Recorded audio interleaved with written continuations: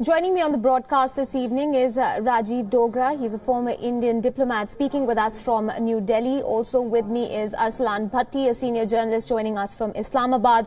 And my colleague, WION's international correspondent Daniele Pagani joins us from New Delhi, from Vijay Chowk. Good evening, gentlemen. Thank you all for taking out the time to speak with us. I'll start with you, Mr. Dogra. If I can ask you, who do you think these people were who tried to abduct our colleague Taha Siddiqui today?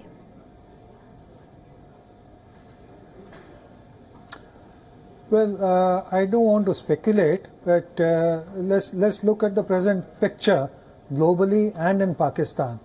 There's no doubt that the entire international attention in some ways is focused on Pakistan, especially after the tweet given by President Trump on the New Year's Day.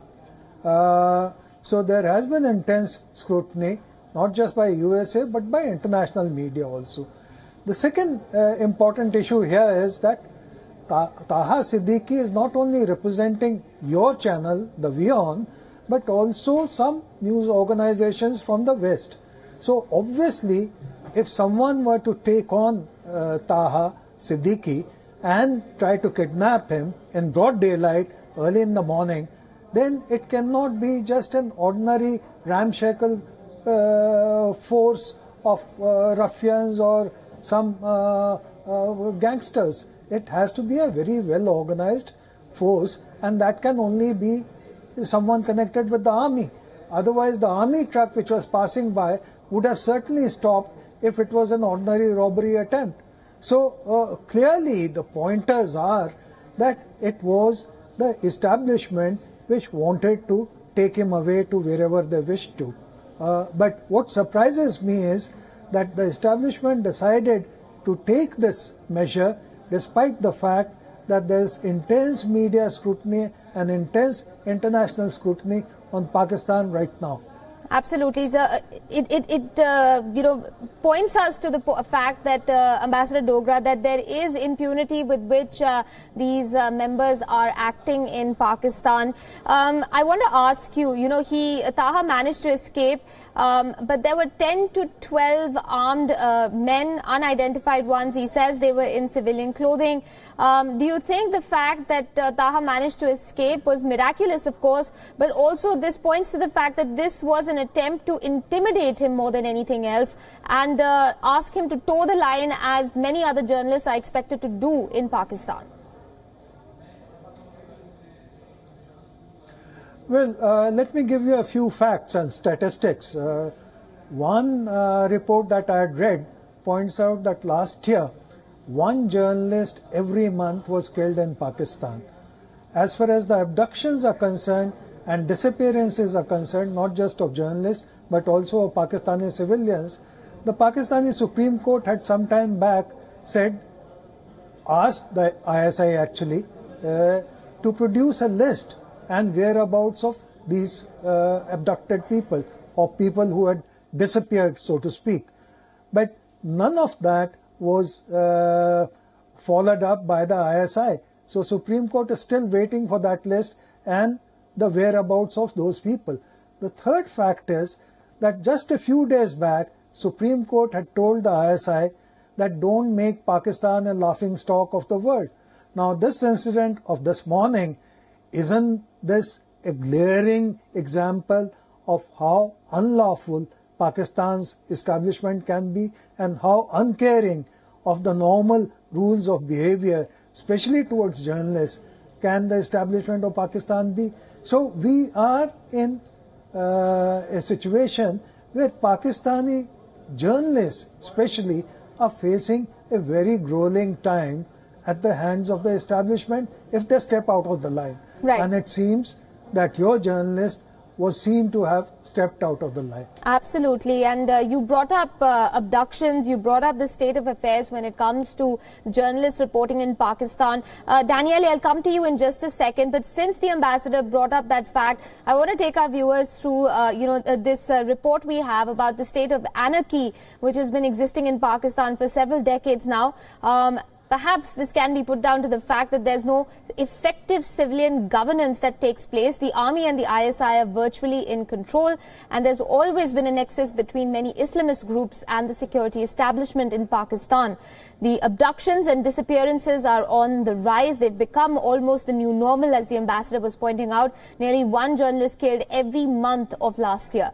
WION has clearly not been spared either. Our Islamabad bureau chief, who was already harassed and interrogated by authorities on several occasions earlier today, faces an attempt to be abducted. His crime is clearly his fearless and truthful reportage, even and especially on the uprising in Balochistan and the Indian prisoner Kulbhushan Jadhav. This morning, Taha escaped the kidnapping attempt by the skin of his teeth. Many others haven't been as lucky. Here's a timeline of abductions in Pakistan. Let's start with the horrific kidnapping and beheading of the American journalist Daniel Pearl. This took place in January 2002. In October 2004, two Chinese engineers were abducted. One was killed, the other was rescued. Then in September of the same year, 4 years later, a Polish engineer was kidnapped and later beheaded. His driver was also shot dead. In November of the same year, a Canadian journalist was kidnapped along with her local colleagues. The latter were freed, but the journalist unfortunately died tragically of hepatitis while she was still in captivity. In February the next year, an American official was kidnapped and later released, but his driver was killed. In July 2011, a Swiss couple was abducted, but they managed to escape later. A month after that, an American aid worker was also kidnapped but died in an American drone strike several years later. In January 2012, two European workers were abducted. One appeared in a proof of life video and was later freed. The other died in a drone strike. Then in March 2013, two Czech tourists were kidnapped along with a Pakistani police officer who was later released. The women were released after a hefty ransom of $6 million was paid. Then in May of last year, two Chinese teachers were kidnapped and were presumed killed after their abductors released a gruesome video of two bleeding bodies lying on the ground. So that's the state of affairs when it comes to Pakistan. We've been trying to get a comment from the country itself. Let me go across to Daniele Pagani, WION's international correspondent, standing by with us in New Delhi. Daniele, you were, of course, outside the Pakistan High Commission in New Delhi a short while ago. What happened when you tried to evince a response from Pakistan on what happened with Taha earlier today? We thought that the minimum we could do was to request to the Pakistani High Commission here in New Delhi at least a comment, at least to help us to understand what is happening to one of our colleagues and also indirectly to the entire journalist community in Pakistan. They were not reachable. I personally called them several times. I would count the number of times, above 30. No response from no office, none from the media office, which answered to the specific 221 famous for the journalist in New Delhi number, and impossible to get into the Pakistan High Commission and to speak with anyone. So full silence from the side of the Pakistani High Commission, which is sad given the fact that what is happening is certainly, as clearly the ambassador said, is not playing in favor of Pakistan and in favor of the image that Pakistan is trying to perpetrate, especially in this period of time when it's saying around the world that is a victim of terrorism and that is a functioning democracy, which currently it's not the case. Absolutely. And it's so interesting, Daniele, that even while you've been trying to get a response from the High Commission in New Delhi, we've been trying to get in touch with people across the border to evince a response. And the government has stayed silent so far, but the opposition, the Pakistan People's Party, has already sort of seized on the opportunity. Bilawal Bhutto Zardari has tweeted that tweet up on your screens. Let me read it out for you. The attempted abduction of Taha Siddiqui in Islamabad is once again underlines the dangers faced by Pakistan's journalist community. For such brazen attacks to repeatedly take place in our capital is unacceptable. We'll be asking PPPP to take this issue up in Parliament. So that That's the tweet that's been released by Bilawal Bhutto Zardari. Ambassador Dogra, if I can ask you though, this is political opportunism at its best, I suppose, because I don't think the situation would have been any different given that there would be another party in power. If it wasn't the PMLN, if it was the PPP, the nexus between the military, the ISI and Islamist groups in Pakistan is well documented, and something that the country's faced the ire of the global community on various occasions. Well, I think Bilawal Bhutto's own mother was killed brutally. In fact, there were 2 attacks on her, one after the other, within a space of a couple of months.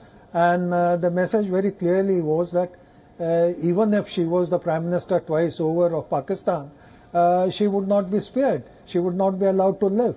And as reports have come out, surfaced consistently and more recently clearly, it was the establishment, and fingers were also pointing at the then army chief and the president Musharraf, who seemed to have some connection or the other with the murder of Benazir Bhutto. So my point is that if a prime minister or an ex-prime minister can be targeted, what chance do ordinary citizens have, or what chance do journalists have? The second point is, look at the treatment which has been meted out to Nawaz Sharif. Not just by the establishment but also by the judiciary. So what can the people of Pakistan expect from a system which is so heavily tilted against justice and so heavily tilted against fair play in society? So Taha Siddiqui just escaped, as you put it very correctly, by the skin of his teeth just because of his presence of mind and sheer luck. But next time, the next journalist may not be so lucky. So, regretfully, what one can conclude sitting outside Pakistan and in India is that times are tough for freedom of expression in Pakistan. Absolutely. That is one of the big takeaways from this story. And Daniele, you know, just going through some of the statements that Taha made at the press club, he said that the road in Islamabad from where this incident took place is a well-guarded one. However, the CCTV cameras weren't working. Secondly, it's already been established that one of the cars had fake number plates. The other one has unregistered number plates. Does this go to show that this was an extremely well thought out plan? They knew that he was headed to the airport and that he would be on a flight and incommunicado for at least 10 to 12 hours because he was traveling overseas, which begs the question, was he being watched? Was he being tracked? Were his activities being followed very closely by members of quote unquote members of the establishment in Pakistan? Definitely yes. Everything points out at well-planned intimidation. You correctly pointed out before that if they really wanted to abduct it, unfortunately, very unfortunately, they could have done it. And unfortunately, I must also say that I am afraid that this does not stop here, because intimidation against journalists, especially when they come from some sections of the establishment, some sections of the deep state, do not stop at the intimidation. They unfortunately go further. We have cars stopping a civilian car, people with weapons getting down from the cars in a well-wired place within the city, within the capital city of a state. It means they knew where he was going. This at least shows some sort of intelligence. That's why I am pretty sure, and along with me, many of us of WION are pretty sure that this was not an attack made by a group of thugs, a criminal group or a robbery or whatever, but this is something deeper. And also given that this is not the first time that Taha Siddiqui was at least cautioned to stop reporting on what he was reporting, which is the problems of minorities, the problems connected with the interference of the army in the political world, and then of course working for an Indian media did not help him. So they knew where he was going. They had no problem in getting off their car with weapons and stopping a person. They had no problems in telling to a military vehicle to which Taha called upon in order to stop. They had no problem to tell this military vehicle to go away, and the military vehicle did go away. So all these legal evidence show us that these cannot be anything but something coming from a section of the deep state in Pakistan. Absolutely. This points to a very well planned out, very well thought out attempt at intimidating, if not abducting, Taha. Ambassador Dogra, Daniele Pagani, I'll request you to stay on with me a while longer. The Asia Pacific Chief of Reporters Sans Frontières also spoke with us about what happened to Taha Siddiqui. Listen into what he had to say. We are very worried about the situation of Taha Siddiqui. He's been targeted by the Federal Investigation Agency for months, if not years. And we demand, of course, his immediate liberation, and that everything must be done according to very legal procedures and not according to the military arbitrary. We have to raise awareness to put pressure on Pakistani authorities so that the civil authorities would put pressure on the military and the intelligence agencies to ensure that he is well treated and that in the future he can do his work as he did now, which is the work of a very good and a very brave journalist. All right, that is the story that we've been tracking ever since it broke earlier today, and it is a story that we'll be keeping our attention on. The good news, of course, is our Pakistan Bureau Chief Taha Siddiqui is safe. He's addressed the press already. On the show with me right now is Ambassador Rajiv Dogra, former Indian diplomat. Ambassador Dogra, Taha says very categorically in that press release, in that presser that he was at, that some of these armed men today were speaking in clipped English and fluent English. Is that an important factor for us to note as well? Well, I think that is one point, but what struck me as a dead giveaway, I'm sorry to use the word dead here, but what struck me as a major giveaway was the fact that when Taha finally managed to escape, had this been a group of gangsters, they would have fired at him, regardless of where he was. And he was trying to escape by zigzagging through the other side of the road in between the vehicles. So they would not have cared for civilian deaths. They would have wanted him dead or alive, and they would have fired at him. It is only a professional force like the ISI or the army which will not go beyond its remit, and remit in this case was capture Taha Siddiqui and bring him to wherever their safe house was, and do not make a mess of the operation by shooting at the civilians. So I think this particular fact strikes me as a major indicator that Taha Siddiqui was held up by a professional force, most likely of the ISI.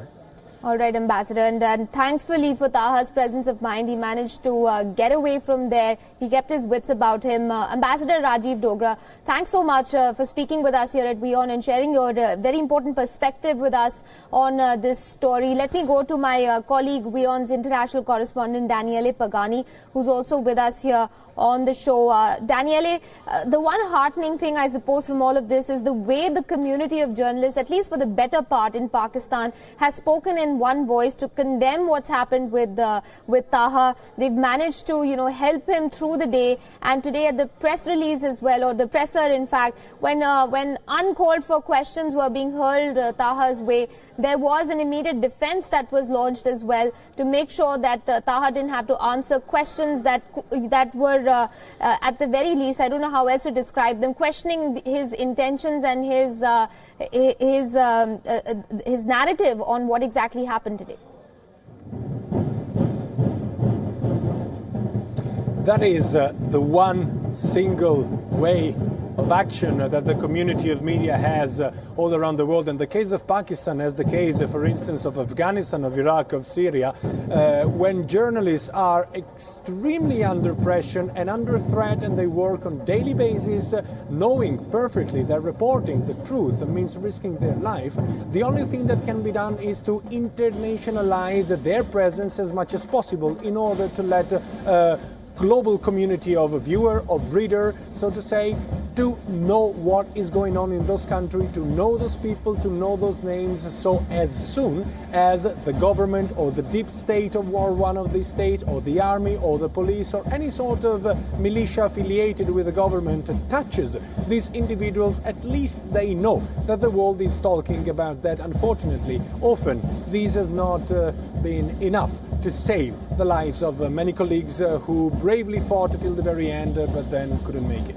Absolutely. Daniele, thank you for joining us this evening, for being persistent with your questions as far as the High Commission of Pakistan in New Delhi goes. I wish somebody would have had the guts to respond, but so far no such response has been forthcoming. Daniele Pagani there in New Delhi bringing us that report.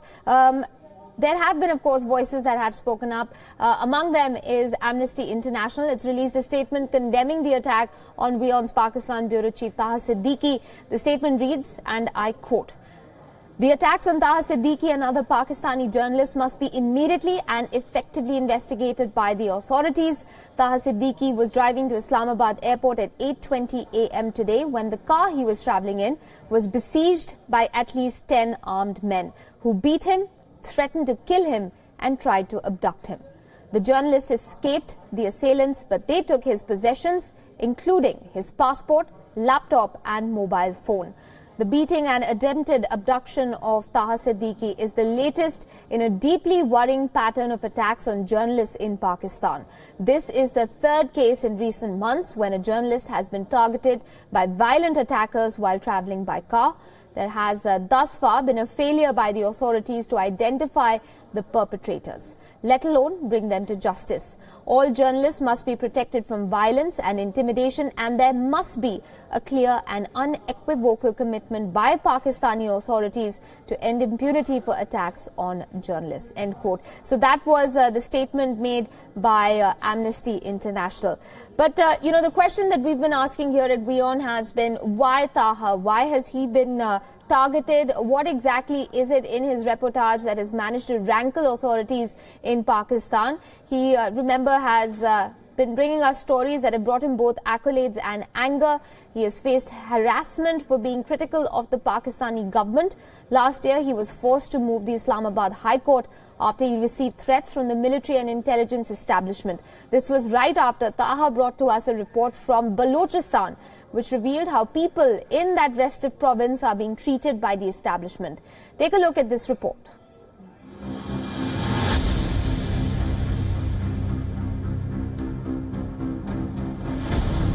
When a government bans a terror group, the ban applies in every corner of the country. But in Pakistan, there are exceptions. Like this man, Mufti Kalimullah, and the group he represents, the Ahl Sunnat wal Jamaat. It's banned across Pakistan, yet it openly operates, especially in Balochistan. हर तबके के अफराद हमारे साथ हैं, वो कला बिरादरी से हो या मीडिया के लोग हो या इसके अलावा ताजिर बिरादरी हो या इस तरह दिगर कबायली रहनुमा हो. The group was earlier known as Sipahi Sahaba and built a fearsome reputation by targeting Shias, a minority in a largely Sunni country. The ban was easily overcome by adopting a new name, Ahl Sunnat wal Jamaat.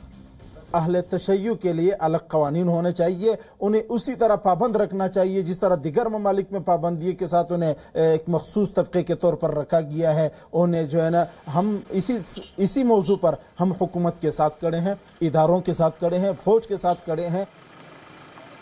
Targeted for their faith, hundreds of Shias are buried in this graveyard who were killed in the city of Quetta and across Balochistan province. In a region dotted with military checkposts and strict vigilance by the Pakistan Army, such attacks have raised questions about the seriousness of the authorities to counter groups behind such sectarian violence.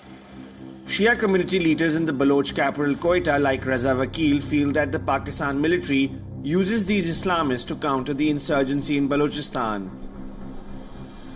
Bloch इलाकों में मदरसों का बिल्कुल नामो निशान नहीं था। अब हम देखते हैं कि एक ही गांव में करोड़ों रुपए के एक नहीं बल्कि 6-6, 7-7 मदरसे हैं।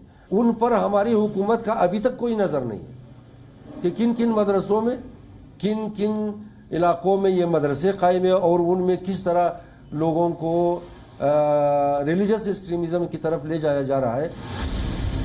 Just last month, a member of Raza's community was killed in broad daylight outside his shop. His brother tells us the story of this brutal killing. उधर अंदर घुस गया एकदम, बस उन्होंने बोला कि फायरिंग शुरू किया। वो जो उसको शागिर्द था, फायरिंग शुरू किया। बस तकरीबन 3-4 फायरें आवाज़ उसके शागिर्द ने बोल रहा था, 3-4 फायर आवाज़ आ रहा था। बस दुनिया खामोशी हो गया। जब खामोशी हो गया, बोला कि वो शागिर्द ने बोला कि मैं जब ऐसे निकल कर बाहर आ गया, दुकान के सामने आ गया, बस देखा उस्ताद को, बस कि उस्ताद में खून की लटपट में उधर पड़े दुकान के सामने। फिर बोला कि मैंने अपना चादर में था, वो चीज़ हमारे पास नहीं था, अपने चादर को उस पर मैंने खींचा, इसको मुंह को बंद किया। ये इसी वजह से मारता है कि भाई ये लोग शिया है, शिया की वजह से भाई बस इसको मारो। Taha Siddiqui, WION, Quetta.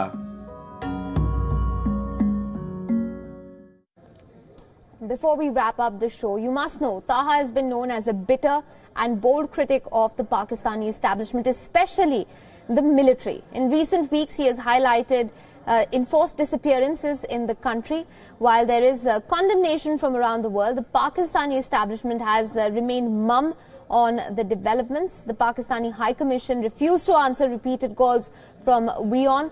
Only human rights and media organizations in Pakistan have wholeheartedly condemned this incident. The Rawalpindi Islamabad Union of Journalists has expressed serious concern and demanded a thorough investigation into the attempted kidnapping. In a statement, the union said that they are worried about the safety of journalists. The Human Rights Watch and journalists too voiced concern. Amnesty International said in a statement, and I quote them, "The beating and attempted abduction of Taha Siddiqui is the latest in a deeply worrying pattern of attacks on journalists in Pakistan. This is the third case in recent months when a journalist has been targeted by violent attackers while travelling by car. There has thus far been a failure by the authorities to identify the perpetrators, let alone bring them to justice. Pak journalists have a right to carry out their work freely and without fear. Journalism is not a crime, but attacking journalists is. These crimes must be immediately and effectively investigated. All journalists must be protected from violence and intimidation, and there must be a clear and unequivocal commitment by Pakistani authorities to end impunity for attacks on journalists." End quote. Asad Hashim of Al Jazeera also tweeted. He said, I quote, "With Taha Siddiqui, right now it's a miracle that he escaped. He was beaten, threatened with death, and his belongings taken. This is unacceptable. Journalism is not a crime." End quote. The lawyer Yasser Latif Hamdani tweeted that, and I quote, again, "As a patriotic Pakistani who supports the state, I am shocked at the treatment meted out to Taha Siddiqui. This is not what our state or its institutions should stand for. Freedom of press is a constitutional fundamental right. We must be a nation of laws, not tyranny." End quote. Taha had filed a petition in the Islamabad High Court last May over alleged harassment by the Federal Investigation Agency. The High Court had directed the FIA to stop harassing the journalist.